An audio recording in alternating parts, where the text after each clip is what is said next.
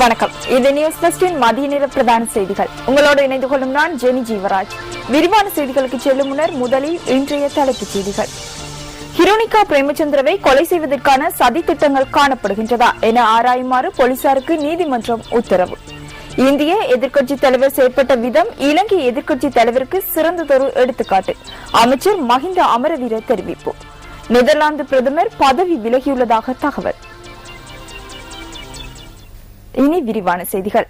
பாரதி லட்சுமண் பிரேமச்சந்திரவின் கொலை சம்பவம் தொடர்பில் பாராளுமன்ற உறுப்பினர் துமிந்த சில்வாவை கைது செய்வதற்காக சட்டமா அதிபரின் ஆலோசனைகளை பெற்றுக் கொள்ளுமாறு குற்றப்புலனாய்வு திணைக்களத்திற்கு நீதிமன்றம் இன்று மீண்டும் நினைவுபடுத்தியது.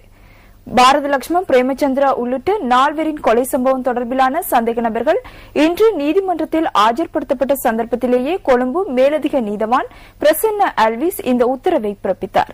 இதேவேளை பாரதி லட்சுமண் பிரேமச்சந்திரவின் புதல்வியான ஹிருணிகா பிரேமச்சந்திரவை கொலை செய்வதற்கான சதி திட்டம் ஒன்று முன்னெடுக்கப்படுவதாக பத்திரிகை ஒன்றில் பிரசுரிக்கப்பட்டிருந்ததாக இதன்போது ஜனாதிபதி சட்டத்திரணி திறந்த வலலியத்தை குறிப்பிட்டார்.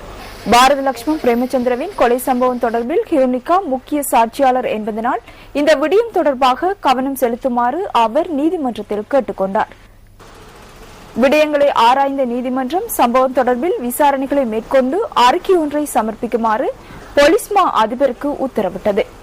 சந்தேக நபர்களை மீண்டும் மே மாதம் 8ஆம் தேதி நீதிமன்றத்தில் ஆஜர்படுத்துமாறும் நீதவான் குறிப்பிட்டார். இதேவேளை பாரதி லட்சுமண் பிரேமச்சந்திரவின் கொலையுடன் தொடர்புடைய சந்தேக நபர்களை உடனடியாக கைது செய்யுமாறு வலியுறுத்தி கொழும்பு புதுக்கடை நீதவான் நீதிமன்ற வளாகத்திற்கு முன்பாக அமைதியான முறையில் எதிர்ப்பு நடவடிக்கை ஒன்று முன்னெடுக்கப்பட்டது.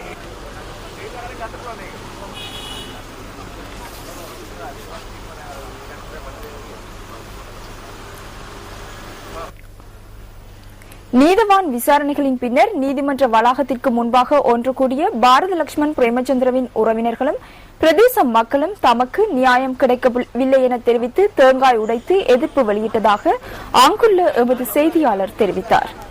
இதில் பாரதி லட்சுமண் பிரேமச்சந்திரவின் மனைவி மற்றும் மகள் உள்ளிட்ட பலரும் கலந்து கொண்டனர்.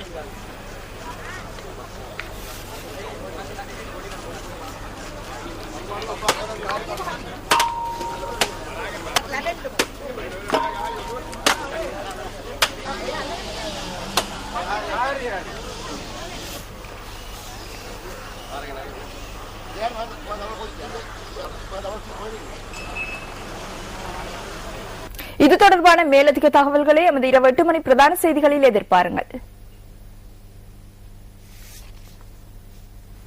தென்கொரியாவிற்கு உத்தியோகபூர்வ விஜயம் மேற்கொண்டுள்ள ஜனாதிபதி மஹிந்த ராஜபக்சவிற்கும் அந்நாட்டு ஜனாதிபதி லீ மிங் பெக்கிற்கும் இடையில் இருதரப்பு கலந்துரையாடல் ஒன்று இடம்பெற்றுள்ளது.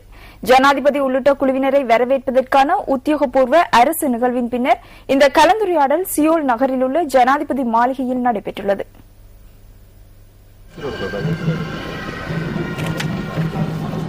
இதன்போது 2 நாடுகளுக்கும் முக்கியத்துவம் வாய்ந்த விடயங்கள் தொடர்பில் கலந்துரையாடப்பட்டதாக அங்கு சென்றுள்ள அமைச்சர் டலஸ் அழகுபெரும நியூஸ் ஃபர்ஸ்டிற்கு குறிப்பிட்டார். நாட்டில் பயங்கரவாதத்தினை முடிவுக்கு கொண்டு வந்து சமாதானத்தினை நிலைநாட்டியமைக்கும் அரசியல் ஸ்திரத்தன்மையை ஏற்படுத்தியமைக்கும் தென்கொரிய ஜனாதிபதி இதன்போது பாராட்டுகளை தெரிவித்துள்ளார். 2 நாடுகளுக்கும் இடையில் விமான சேவைகளை ஆரம்பிப்பது தொடர்பில் கவனம் செலுத்தப்பட்டதாகவும் அதற்கு சாதகமான பதில் வழங்கப்பட்டதாகவும் டலஸ் அழகுபெரும குறிப்பிட்டார். தென்கொரியாவில் இலங்கையர்களுக்கு வழங்கப்படும் வருடாந்த வேலைவாய்ப்புகளின் எண்ணிக்கையை அதிகரிக்குமாறு ஜனாதிபதி மஹிந்த ராஜபக்சவினால் கோரிக்கை முன்வைக்கப்பட்டது. இதற்கு பதிலளித்த தென்கொரிய ஜனாதிபதி எதிர்வரும் காலங்களில் இது தொடர்பில் கருத்தில் கொண்டு உரிய நடவடிக்கை எடுப்பதாகவும் குறிப்பிட்டுள்ளார். அத்துடன் இலங்கையின் பல வகைகள் மரக்கறி வகைகளை தென்கொரியாவிற்கு ஏற்றுமதி செய்வது தொடர்பில் இந்த சந்திப்பில் கலந்துரையாடப்பட்டுள்ளது. இந்த விடயம் தொடர்பில் தென்கொரிய ஜனாதிபதிக்கும் இலங்கை ஜனாதிபதிக்கும் இடையில் இணக்கப்பாடு எட்டப்பட்டதாகவும் அமைச்சர் டலஸ் அழகுபெரும மேலும் தெரிவித்தார்.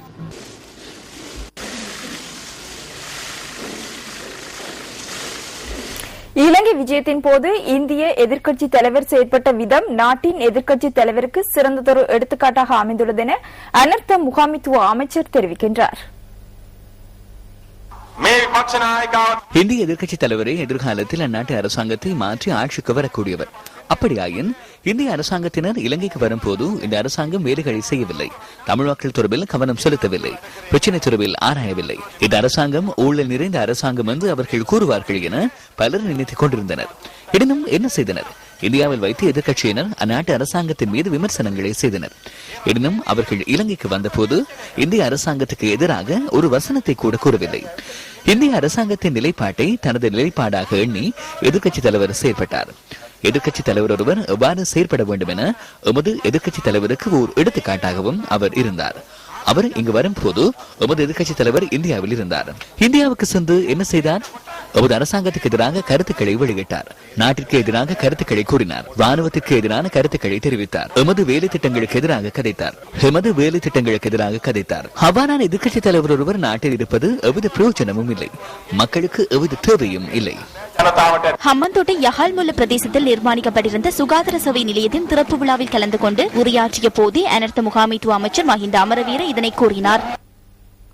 மேல் மாகாணத்தில் 788 தமிழ் மொழி மூலமான ஆசிரியர் வெற்றிடங்கள் காணப்படுவதாக மேல் மாகாண கல்வி அமைச்சு தெரிவிக்கின்றது. இதற்காக பட்டதாரிகளை இணைத்துக் கொள்ளும் வகையில் அண்மையில் பரீட்சைகள் நடத்தப்பட்டதாக அமைச்சின் செயலாளர் ஜெயந்தி விஜயதுங்க குறிப்பிட்டுள்ளார். இதில் 50 பேர் மாத்திரமே உரிய பொறுப்பர்களை பெற்றுக் கொண்டுள்ளதாக தெரிவிக்கப்படுகின்றது.